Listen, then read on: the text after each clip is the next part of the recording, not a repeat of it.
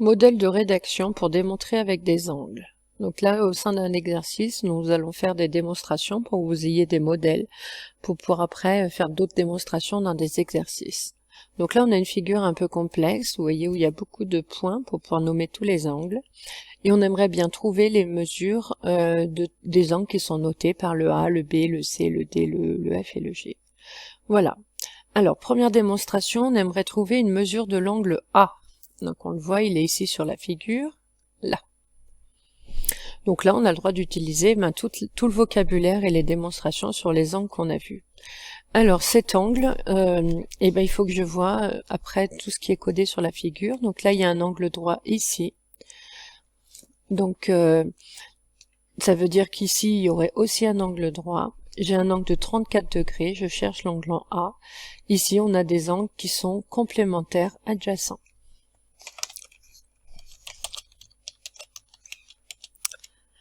Donc c'est l'angle en A, donc il s'appelle SPB. L'angle qui mesure 34 degrés, c'est BPE. Ils sont complémentaires, adjacents. Qu'est-ce que je sais d'autre? Eh bien, je connais une des mesures. Je sais que l'angle BPE mesure 34 degrés.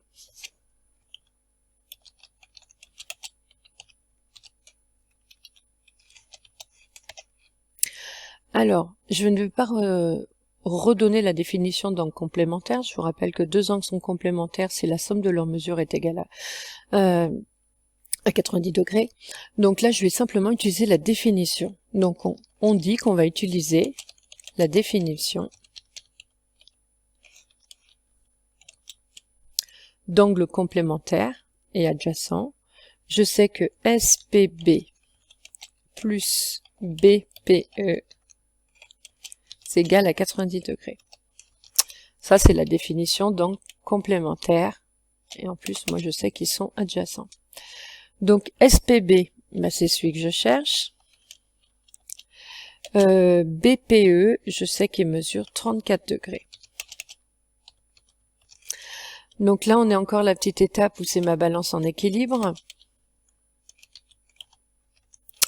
Donc je cherche celui-là, j'aimerais qu'il soit tout seul dans le plateau de gauche. Pour l'instant, il est bien à gauche, le 90 est à droite, le 34 degrés qui était à gauche, je vais l'enlever du plateau de gauche. Si je l'enlève à gauche, il faut que je l'enlève à droite.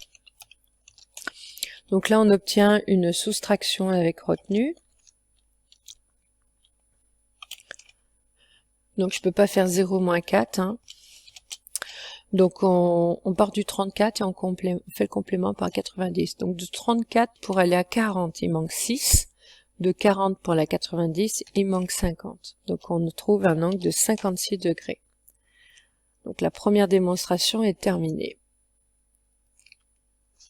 Je passe à une autre démonstration. Je veux la mesure de l'angle B. Alors je regarde la figure, l'angle B il est ici. Et donc je vois qu'en fait il est opposé par le sommet avec l'angle en A, puisque les côtés, ils ont le même sommet P et les côtés de l'un prolongent les côtés de l'autre. Donc on va utiliser donc des angles opposés par le sommet. Donc l'angle B il s'appelle APF avec les lettres de la figure. Et SPB, ils sont opposés par le sommet. Qu'est-ce que je sais d'autre? Je connais une mesure. Je sais que SPB, on l'a fait juste au-dessus, on a trouvé 56 degrés. Donc là, c'est une propriété. Hein. Donc la propriété, je la cite. Or, si deux angles sont opposés par le sommet, alors ils ont la même mesure. Conclusion, je vais écrire mes deux angles qui ont la même mesure. Donc je vous rappelle qu'on commence toujours par l'angle dont on cherche la mesure, donc c'est l'angle APF qui correspond à l'angle B. Je sais qu'il a la même mesure que SPB. Ensuite, je n'ai plus qu'à remplacer. Et SPB, on a trouvé du coup qui faisait 56 degrés. Donc j'obtiens un deuxième angle de 56 degrés. J'encadre et je passe à la démonstration suivante. L'angle F. Attention, là je les ai mis dans un certain ordre uniquement pour imposer une méthode plutôt qu'une autre. Alors l'angle F, il est ici. Voilà. Donc vous voyez qu'on n'est plus du tout dans le premier cadran, on est passé dans l'autre cadran. Donc en bas, je vois qu'il y a 0 angle. Donc il va falloir que je fasse le lien entre F et les autres. Donc pour cela, il faut que je repère des angles opposés, des angles alternes internes ou des angles correspondants. Alors l'angle F, il est là. Donc déjà, je vais repasser tout de suite en couleur mes droites pour visualiser en fait quelle droite, dans quelle configuration je suis, puisqu'ici on en a beaucoup. On a beaucoup de droites différentes. Voilà. Alors, je replace en vert la deuxième. Et la séquente doit être un autre côté de l'angle en F, donc j'ai pas le choix. La séquente, on va choisir celle-là. Puisque ça doit être forcément des côtés de votre angle. Donc là, on voit bien que le F, il est ici. Alors, il y a deux possibilités. Soit je fais des angles alternes internes ou des angles correspondants. Alors, si je fais des angles correspondants, vous voyez le F ici, il est au-dessus de la droite verte, il est à gauche de la séquente rouge. Donc, son angle correspondant, ça sera l'angle C. Mais l'angle C, je ne l'ai pas trouvé. Si je l'avais déterminé avant, j'aurais pu utiliser cette propriété-là. Mais comme je ne l'ai pas fait, ben, je l'utilise pas. Alors du coup, je vais utiliser les angles alternes internes. Alors cet angle F, il est bien entre les deux droites vertes, il est à gauche de la droite rouge, donc son angle alterne interne qui lui correspond doit être à droite. Toujours entre les droites vertes, mais à droite de la droite rouge. Donc c'est celui-là, et on me le donnait dans l'énoncé, il mesure 34 degrés. Donc je vais plutôt utiliser la propriété des angles alternes internes. Je répète, si on utilise les angles correspondants, il aurait d'abord fallu trouver la mesure de l'angle C. Ce qui est possible, mais plus long.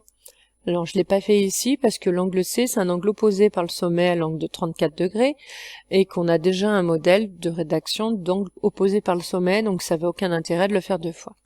Donc là, je vais utiliser donc des angles alternes internes. Alors, pour avoir des angles alternes internes, eh ben, je cite leur nom. Alors, les angles alternes internes, on a dit que c'était PEF, celui que je cherche. Hein. Donc celui-là. PEF, il est alterne interne avec suite 34, donc c'est BPE.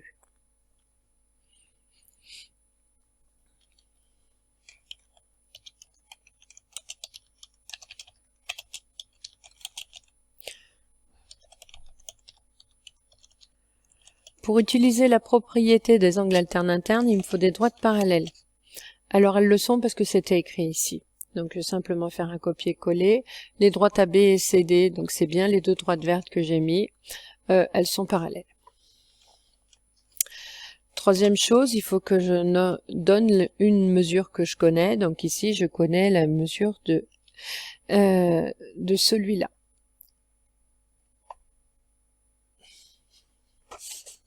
Donc BPE.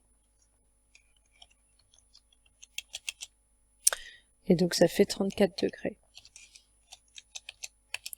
Je cite ma propriété, hein, donc à bien connaître par cœur. Si deux droites sont parallèles et sont coupées par une séquence, alors elles forment des angles alternes internes de même mesure. Conclusion, je vais écrire mes deux angles alternes internes de même mesure et je commence par celui dont je veux la mesure, donc PEF.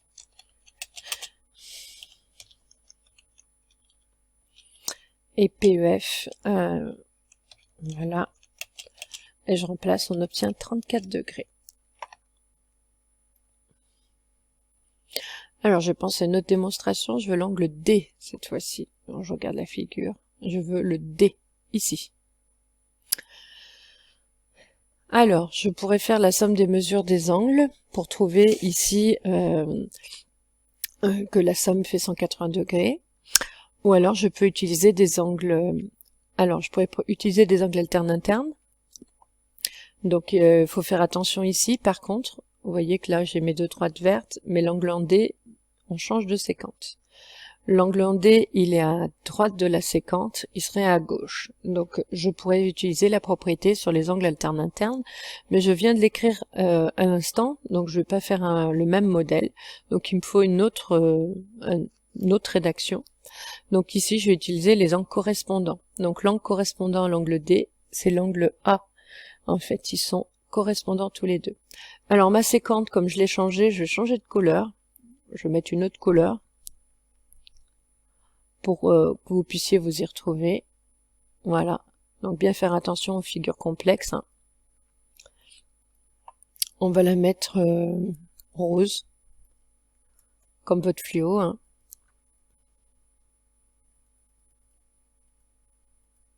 Voilà. Donc l'angle en D, il est là. Donc il est au-dessus d'une droite verte à droite de la rose, au-dessus de la droite verte à droite de la rose.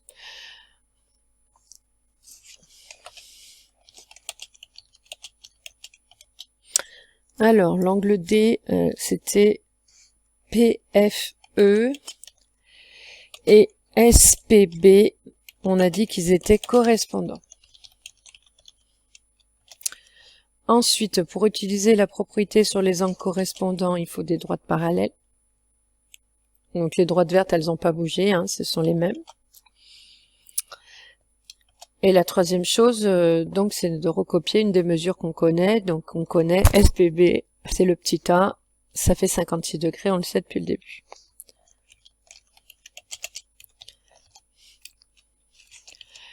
Je récite ma propriété. Alors c'est exactement la même que celle-là, donc moi je fais un copier-coller, hein, sauf qu'on n'aura pas des angles alternes internes, mais des angles correspondants.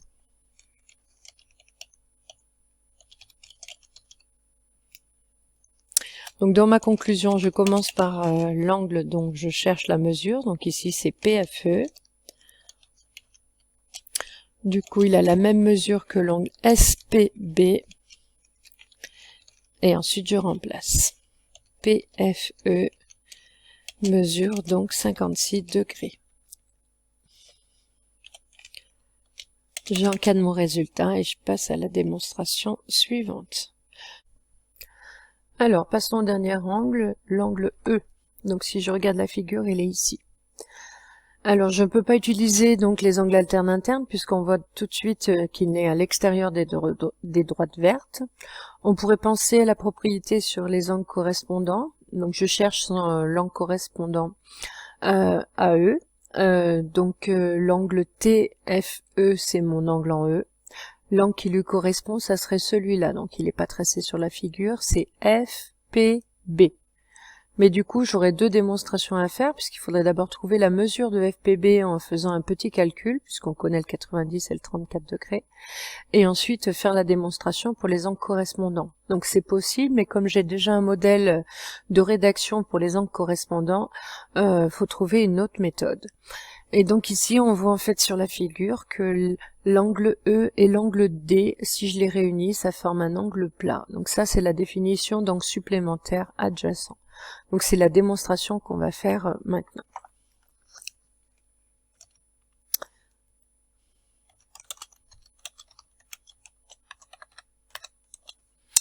Donc TFE et PFE sont supplémentaires adjacents. Alors j'en connais un sur les deux. Je connais la mesure de PFE puisque je l'ai calculé juste au-dessus. Donc je sais que PFE, ça fait 56 degrés. Alors ici, donc comme pour les angles complémentaire au début, soit je mets le OR et je récite la définition donc supplémentaire, soit je mets directement donc par définition. Après vous faites comme vous voulez, hein. Donc la définition d'angle supplémentaire, ce sont deux angles dont la somme de leurs mesures est égale à 180 degrés. Donc je vais écrire la somme de leurs mesures.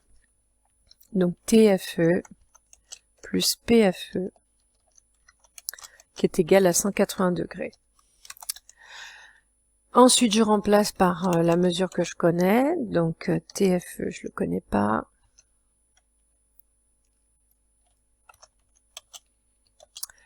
PFE, donc c'est 56 degrés. C'est égal à 180 degrés. Ensuite, je réutilise donc le principe de ma balance en équilibre. TFE, j'aimerais l'isoler dans le membre de gauche, donc dans le plateau de gauche, si je prends l'analogie avec une balance. Le 180 degrés va rester dans le plateau de droite, et le 56, il faut que je l'enlève du plateau de gauche. Si je l'enlève du plateau de gauche, pour que ça reste en équilibre, il faut que je l'enlève du plateau de droite. Et du coup, on obtient la mesure. Donc là, nous avons une soustraction avec retenue à faire, donc faites bien attention.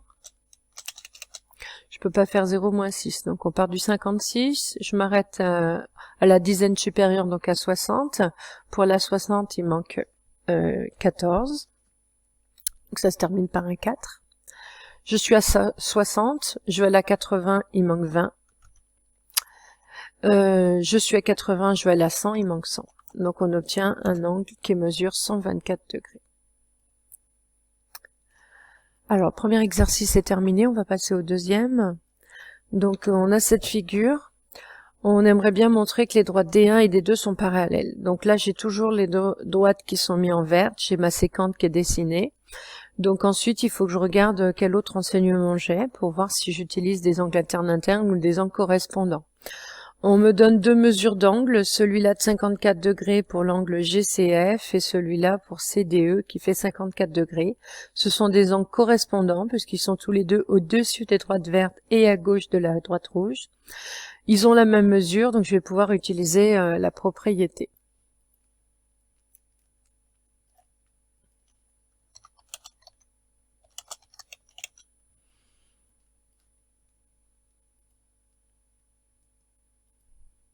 Voilà. Alors, pour utiliser cette propriété, donc il faut que j'ai des angles correspondants. Donc les angles correspondants, c'est GCF et l'autre c'est CDE, sont correspondants.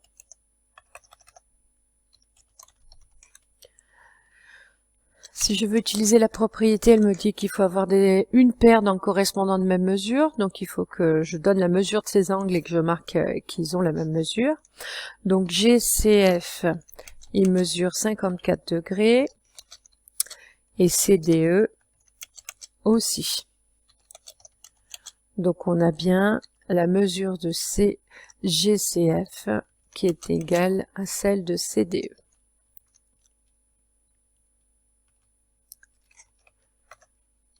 Je cite ma propriété, donc attention, c'est la propriété réciproque. Si deux droites sont coupées par une séquence en formant une paire d'angles, ici sont correspondants, de même mesure, alors ces droites sont parallèles.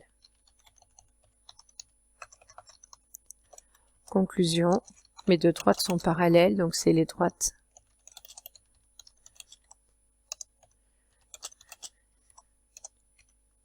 Alors je l'écris en mathématiques ou en français, c'est pareil. Je fais attention quand je nomme mes droites, ce sont bien des minuscules, et là ce sont des indices, donc ça s'écrit plus petit au-dessous de la ligne. Voilà, chose que je peux faire à l'ordinateur aussi. Alors je peux encadrer, voilà, ma réponse. Voilà, la démonstration est terminée.